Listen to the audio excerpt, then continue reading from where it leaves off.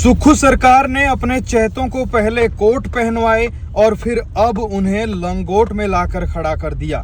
जी हां, भाजपा से बीजेपी विधायक जनकराज ने विधानसभा के भीतर ये बातें कही, इसलिए कही क्योंकि बीते दिनों आपने देखा होगा कि सुक्खू सरकार ने अपने जो कैबिनेट के रैंक दिए थे मंत्रियों के अलावा अन्य लोगों को, अन्य विधायकों को, सलाहकारों को, उन्हें वापस ले लिया है और वेतन में 20% कटौती की है। हम पहले भी सवाल उठाते थे कि फिजूल खर्ची का डंडा सिर्फ आम जनता पर क्यों चलता है। सरकार ने जो बोर्ड निगमों में चेयरमैन बनाए हैं, उनको गाड़ियां दी गई है, उनकी तनख्वाहें बढ़ा दी गई है, कई गुना कैबिनेट रैंक बांटे गए हैं और सलाहकार बनाए गए हैं, 4-4, 5-5 सलाहकार, उन्हें कैबिनेट रैंक, लाखों रुपए की तनख्वाहें। भले ही उसमें एक सलाहकार ये कहता हो कि मैं तनख्वाह के रूप में 1 रुपया लेता हूं, लेकिन कैबिनेट रैंक पर खर्चा तो वहां भी होता है। खैर, देर आए दुरुस्त आए, सुक्खू सरकार ने फिर फैसला लिया, क्योंकि जहां देखो वहां जो भी कोई कर्मचारी प्रदर्शन करते थे अपनी देनदारियों को लेकर, पेंशन को लेकर या फिर अन्य तमाम चीजों, सहूलियतों को लेकर, वो यही कहते थे कि खुद सरकार फिजूल खर्ची कम नहीं कर रही है। ऐसे में सुक्खू सरकार को ये समझ आया कि शुरुआत खुद से करनी पड़ेगी। लेकिन क्या ये शुरुआत, ये जो कदम उठाया है,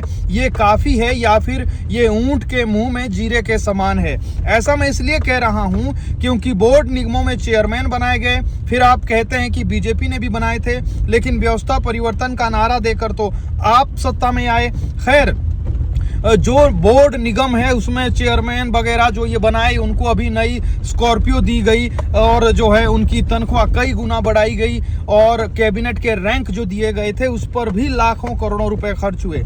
अब बताया तो यहां तक जा रहा है कि ये कोई कैबिनेट रैंक हमेशा के लिए नहीं हटाए हैं। सरकार ये नहीं कह रही है कि हम भविष्य में भी कैबिनेट रैंक नहीं देंगे और भविष्य में मंत्रियों के अलावा, कैबिनेट मंत्रियों के अलावा किसी को तोहफे के रूप में कैबिनेट रैंक नहीं देंगे।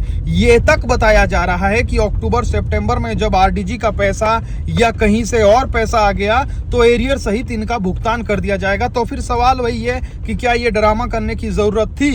अब बीजेपी के विधायक जनकराज ने विधानसभा के भीतर क्या कहा, आप वो सुनिए और कमेंट में ये जरूर बताएं कि क्या इस फैसले से कुछ फिजूल खर्ची रुकेगी, और अगर रुकेगी तो क्या वो ऊंट के मुंह में जीरे के समान है या फिर विधायक जनकराज ठीक बातें बता रहे हैं। सुनिए आप क्या कह रहे हैं बीजेपी के विधायक डॉक्टर जनकराज। 2 दिन पहले एक नोटिफिकेशन निकाली कि चेयरमैन और बोर्ड कॉर्पोरेशन की 20% सैलरी में कटौती कर दिए जाएंगे, कैबिनेट रैंक उनके हटा दिए गए। सरकार ने पहले तो अपने चहेतों को कोट पहनाए, अब उनको लंगोट में पहुंचा दिया। और सुनो, मैं एक बात सरकार को कहना चाहता हूं और पूछना चाहता हूं आपके माध्यम से पूरे हिमाचल से, क्या मूंछों के बाल काटने से लाश का वजन कम होगा? इतने छोटे छोटी चीजों को रोकने से कुछ होगा? जो आपको रोकना है वो मिस एप्रोप्रिएशन रोकना है। जो आपकी परियोजनाएं 1 साल के अंदर पूरा ना होकर 5-5, 10-10 सालों तक लटक रही हैं, जिसके बारे में कल माननीय सदस्य प्रकाश राणा जी ने बताया, उस पर ध्यान देने की जरूरत है। सभापति महोदय, आपकी सरकार ने एक मेडिकल कॉर्पोरेशन खरीदने के, मेडिकल इक्विपमेंट खरीदने के लिए मेडिकल कॉर्पोरेशन बनाया। अभी माननीय स्वास्थ्य परिवार कल्याण मंत्री यहां पर है नहीं, इनके पास सामाजिक न्याय का भी दायित्व है, सामाजिक न्याय और अधिकारिता विभाग।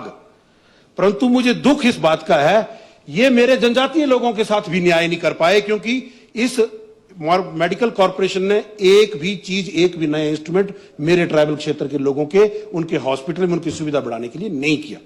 ना इन्होंने आदर्श स्वास्थ्य संस्थान वहां पर खोला, ना इनका मेडिकल कॉर्पोरेशन के ये अध्यक्ष है, कुछ नहीं किया। उसके बाद जनजातीय लोगों को लेकर सरकार कितनी गंभीर है। भारत के संविधान ने यह कहा है, हमेशा इन मामलों के लिए अलग मंत्रालय होता है, केंद्र में भी, प्रदेश में भी।